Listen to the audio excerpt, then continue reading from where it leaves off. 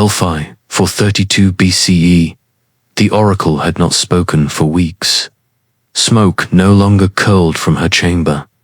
The sacred spring had run dry. Pilgrims still came, hoping to hear Apollo's voice through her lips. What they heard instead was silence. Then one night, she screamed. It echoed through the marble halls like a thunderclap.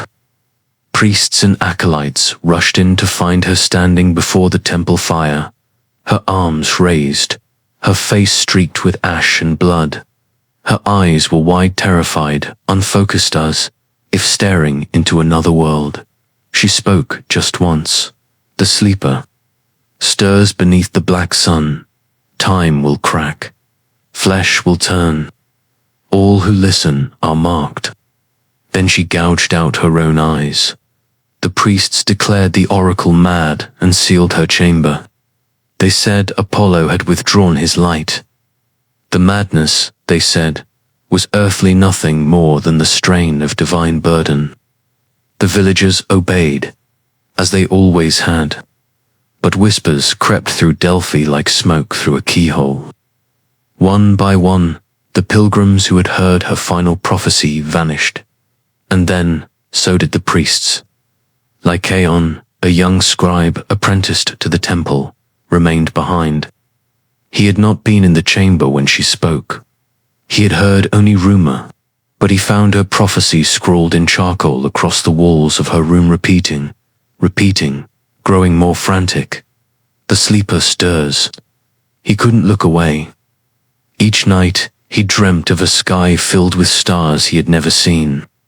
He saw cities upside down, men with wax faces peeling in the sun, a red sea boiling over white columns.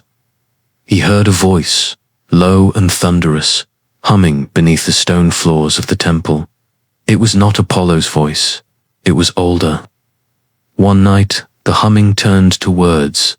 "I see you, scribe." Lykaon awoke gasping.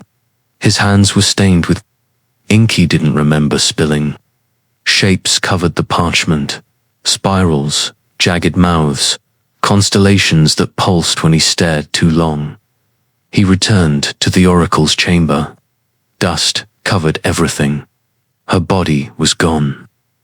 In its place, a hole had cracked through the marble, a smooth black tunnel bored straight into the earth.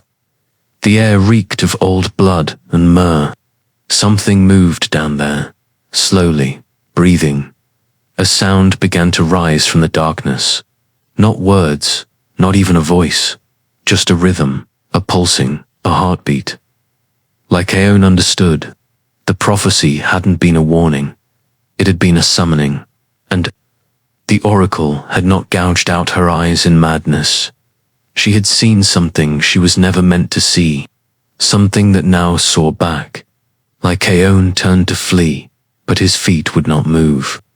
His body stood rigid, arms limp, as if held by invisible strings. He felt warmth behind him, hot breath, or fire, or the sun.